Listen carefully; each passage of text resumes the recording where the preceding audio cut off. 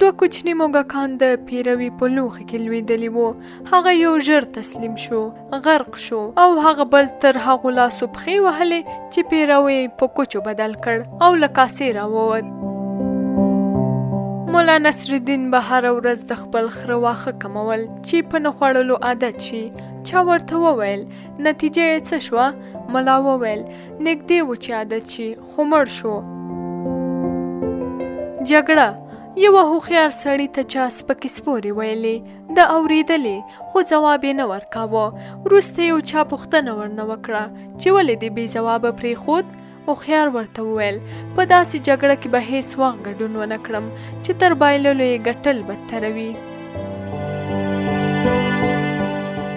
هسې وایي چې په پخوا زمانه کې په مصر کې یو چا خوب ولید چې په اصفهان کې په پلاني ځای کې یوه خزانه ښخه ده چې که دی ورغی د به وي. سړی روان شو، له غرونو، سیندونو او صحراوو واوښت. اصفهان ته ورسید. دلته پولیسو ورباندې شک وکړ، ونیوه، ډېر یې وواهه. سړی یې مجبور کړ چې حقیقت ورته ووایي چې ولې دلته راغلی دی. د پولیسو مشر د خبرو له اورېدو وروسته په کټ کټ وخندل. ورته ویې ویل د خدای ساده، دغسې خوبونه ما هم لیدلی دي چې په مصر کې په پلاني ځای کې یو کور دی. دا ځانګړنې دي. هلته یوه ونه ده، تر ونې لاندې خزانه ده. سړی دومره نه ساده کیږي چې د خوب په خاطر دومره تکلیفونه په ځان تیر کړي.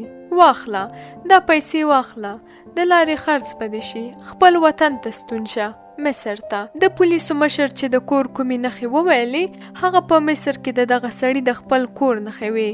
سړی چټک روان شو، غرونه، سیندونه او صحراګانې کچ کړې. مصر ته ورسید، خپل کور ته لاړ او تر هماغه ونې لاندې خاوره یې واړوله چې ګوري لویه خزانه پکې پرته ده. دا رنګه حکایات په استعاري او غیر مستقیمه ژبه د انسان د ژور روحي تجربو معرفي کوونکي دي. د عارفانو تجربې او د ارواپوهنې علم وایي چې که بنیادم خپل نفس وپېژني او په ځان کنټرول حاصل کړي، د لوی روحي قوت څښتن بشي او په ژوند کې به کامیاب وي. د مچۍ او مار چیچل. یوه ورځ د مار او مچۍ ترمنځ بحث ګرم شو.